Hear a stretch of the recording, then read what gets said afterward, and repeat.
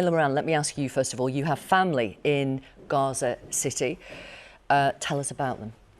So this is extended family on my mother's side. My mum's Palestinian, my dad's British. It's 3 generations. In the first week of the following the atrocities that were committed by Hamas on October the 7th, an IDF bomb hit their house, and they went to their local church, were Christian Palestinians, and they've been there ever since. There are 100 people now in that church, and we're deeply, deeply worried for their safety.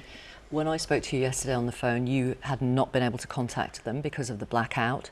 Have you now? Yeah, so the 24, 48 hours where the internet and everything else was cut was tortuous. I mean, not knowing if they were dead or alive. We're worried for them anyway.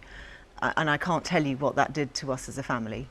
And we have heard since, because someone in the church has a foreign SIM which can connect to the Israeli networks, has put out a message saying that for now they're safe. I would say a couple of things, though. First of all, I mean, I heard the Secretary of State just now suggest that, you know, it's Hamas that's stopping them from leaving. That is not what's happening. I find it deeply offensive to suggest that Hamas is giving my family any kind of marching orders. That's not, they have nothing to do with Hamas. The reason they're there is because it's 3 generations. One is frail. We've got 11-year-old twins. And so they can't move. They can't move. There's bombing in the south. There was bombing on the so-called safe route that they were given to get to the south. Nowhere in Gaza is safe. And Victoria, the conversation in Gaza now, I'm afraid to say, has changed. No longer are people saying, where do we go to be safe? The question they are now asking is, where do we want to be when we die? Oh my God. And that, this is not hyperbole. This is very much what, not just from them, but their friends and family that we are in touch with. It is, I cannot overstress the situation. So when I hear from the government that they want to minimize civilian casualties, I have to say to them that they are failing. The strategy of, you know, the UK government, America, and what they are essentially sanctioning in the way that Israel is responding. Israel has every right to respond, and I agree, if it was us, we would respond too.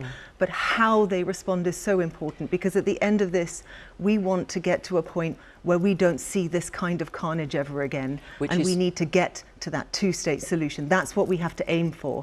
And before that, you're calling for a ceasefire. A humanitarian ceasefire. What does that mean? So it's actually not dissimilar from where the government is. We want to get aid in, we want hostages out. But where I would say we are different is we do think there needs to also be political space to take the temperature down. We're seeing escalatory language from the Israeli government at the moment. Okay. We need to take the temperature down and create space for those talks that will eventually lead to the ceasefire that I know so many in this country desperately want.